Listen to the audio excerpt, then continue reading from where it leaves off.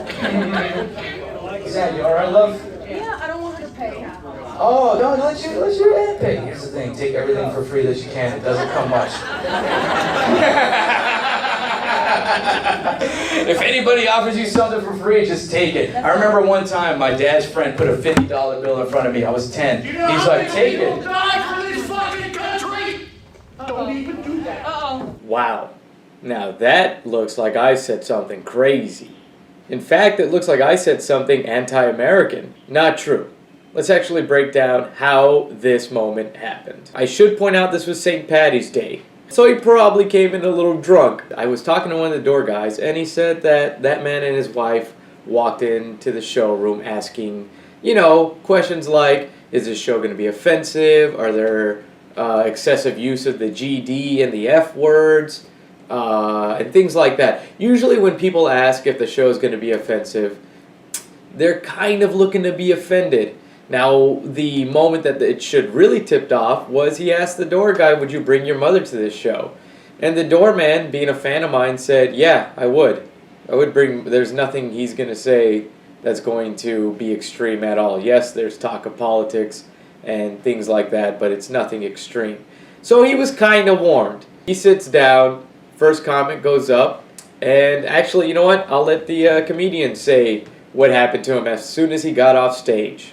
Well, the guy was waiting for me when I got off stage, a portly gentleman, and older, and he was standing over kind of where I stand when I'm hosting to kind of keep tabs on the show. And as soon as I got within earshot, he's like turning and talking to me, and he goes, he said, I can tell by your act that you're pro-abortion. And I was like, what? And he was like, I could tell by your act you were pro-abortion. And I was like, I don't even know what to say. Like, I didn't even say anything about abortion in my set at all. Like, never. Didn't even hint at it, right? He also said he could tell what kind of person I really was by my jokes. And that, that stung a little. By this point, Eric's there, and he's like, these guys don't need your advice. Like, they don't need your help. Like, don't come up and give unsolicited advice to comics. He's like, I know. And then he started saying there were racial overtones to my set, which I did not racial joke. I didn't do any racial joke. At some point, I remember he brought up that I had mentioned Oprah, and he said it as though like it proved his point, but like I just mentioned it like in the setup, and I remember saying, I'm not making fun of Oprah, sir. And just, I remember when that sentence came out of my mouth, it hit me like how ridiculous of a conversation this was. I didn't insult Oprah, sir. And here's the Oprah joke that he was talking about. So I'm watching the Oprah Winfrey Network, and they're doing a preview for a Where Are They Now special. Oprah Winfrey Network loves those, and I love them too. Because keeping tabs on celebrities long after they're relevant, that's my shit, right? So he saw that joke, and that's where he decided he figured out who this first comedian was.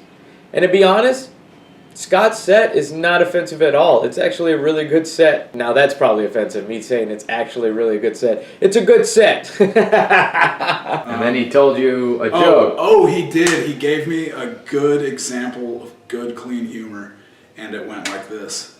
All right, you've got a toolbox. And in the toolbox, you have some WD-40, and you have some duct tape. Now, if it moves, you use the WD-40. If it doesn't move, you use the duct tape. And that's the joke. Which is just solid home improvement advice, really. It was all so bizarre. It was ridiculous. So bizarre. Yeah, and then when you walked up to me and you're like, oh, he told me I was pro-abortion. Pro-abortion. I was like, fuck, he ain't gonna like my set. So here's the joke that I knew was going to offend him. It's gonna be good, man. I never thought about certain things that this election brought up, right? I never thought about pro-choice, pro-life. Never thought about that. Because I thought that was a woman's choice. The end. That's what I thought, right? Whatever she wants to do with her body is what she wants to do with her body, right? Some of you know, it's okay, it's alright. I get it. Some of you are like, oh no.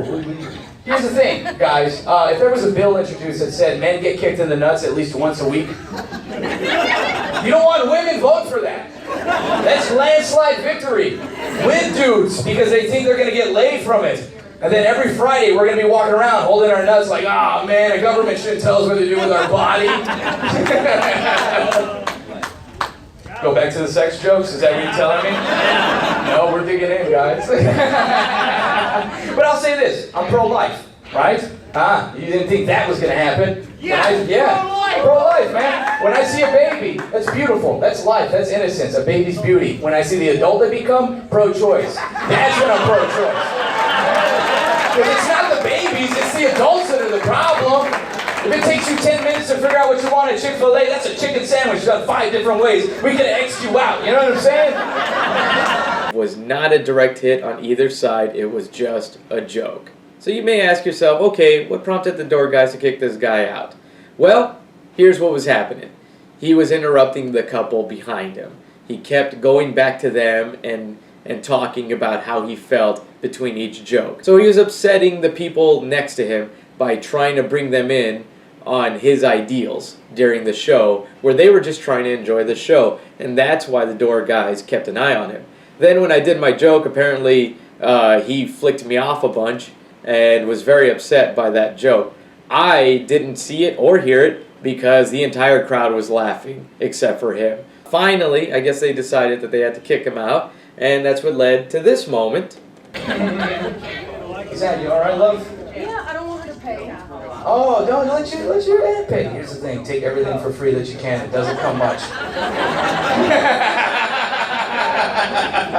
If anybody offers you something for free, just take it. I remember one time my dad's friend put a $50 bill in front of me. I was 10. You know He's how like, many take people it. died for this fucking country? Don't even do that. Uh-oh.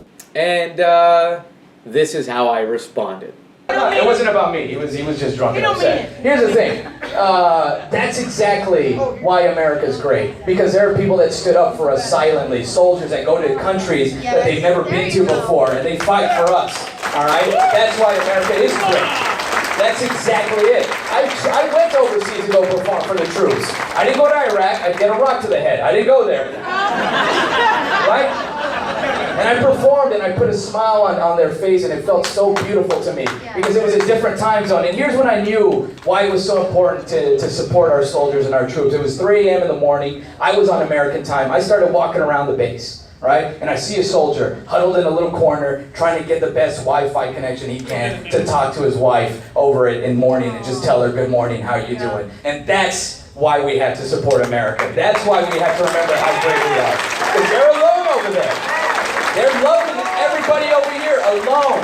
So always support the troops. See, that's the thing. You might listen to my message and think, oh, he's anti. I'm pro. I'm all about love. I'm all about reminding us why we are who we are. What makes us beauty. You know, what makes it beautiful. We're all here with people that we fucking love. Right? We're all here. We're sitting at a table with some of our best friends, and it's one of the most beautiful memories that you're ever going to have. And you just keep creating those and enjoying them with each other. Because that's it. Here's what happened. We all got addicted to social media on the internet, and everybody started judging their lives based on everybody else's life. They forgot about the people around them. Nobody started talking. We all sent emojis instead of talking to each other. We sent LOL when we didn't really fucking laugh. It wasn't that great of a joke. We said BRB when we knew we weren't even thinking about coming back. Now, this isn't the first time that somebody who has been kicked out of a place has thrown the whole rally for the troops as they were getting kicked out. We've seen it. We've all seen it many times. Stop using the troops as an excuse for your disruptive behavior. You're not getting kicked out because anyone's anti-American. You're getting kicked out because you're being an asshole. Simple as that. You know, and it's okay. We're all assholes from time to time. You know, we all have our asshole moments. But don't throw the troops under the bus because you were being an asshole. And I'm guessing you're a nice guy. You know, it was St. Paddy's Day. You were drunk.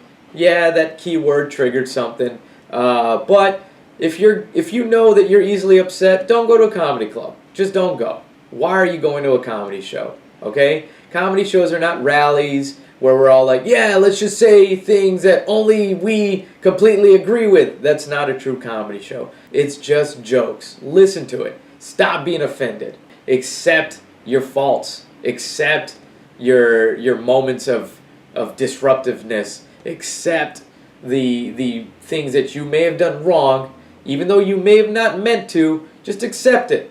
And it will all be a better place if you could just accept the person you are, instead of going to look to judge other people. Alright? So stop doing that. And I'll also add, before I end this video, that after that particular show, a retired Navy officer came up to me, shook my hand, and thanked me for what I said on stage. So if you want to feel better about life, get off of Instagram, get off of Facebook, get off of Twitter, get off of Snapchat, get off all of that. Experience life. Put away the phone. Live in the moment. Enjoy each other. You know? And then we won't have something. Then you'll actually start hearing the message behind the words instead of getting affected by buzzwords. Because it's all buzzwords. Thug doesn't mean black. Illegal doesn't mean Mexican. Terrorist doesn't mean Muslim. And racist doesn't mean white. We need to stop labeling each other that. Because it's true, man. And that's the one thing I was going to say before he left. The one thing we really need to stop doing, we need to stop calling Trump supporters racist. They're not racist, all right? I know great Trump supporters, great people. They voted for him. That's it. There's no problem with that. So they're not all racist. No. But the racist ones are really happy, aren't they? They're excited. They're like, let's wash the sheets, right? You know? Is that too far? Is there any Klan members in here? I don't know if they want to see Nick Guerra. I don't want you to grab a napkin, poke 2 holes. Let's get him. I don't want that to happen. Always support the troops. Always support every man. Support the troops and first responders, man. Support first responders. That's a scary job, man. I ain't responding to nothing. I ain't responding to shit, man. If you aren't in the room screaming with me, you're out of sight, out of mind. You could be in the next room. I don't know what's out there. I don't care. I'll figure it out in the morning when there's daylight and all the scary things go away. And if you're going to be offended, stop going to comedy shows. You guys have a good night. Thank you.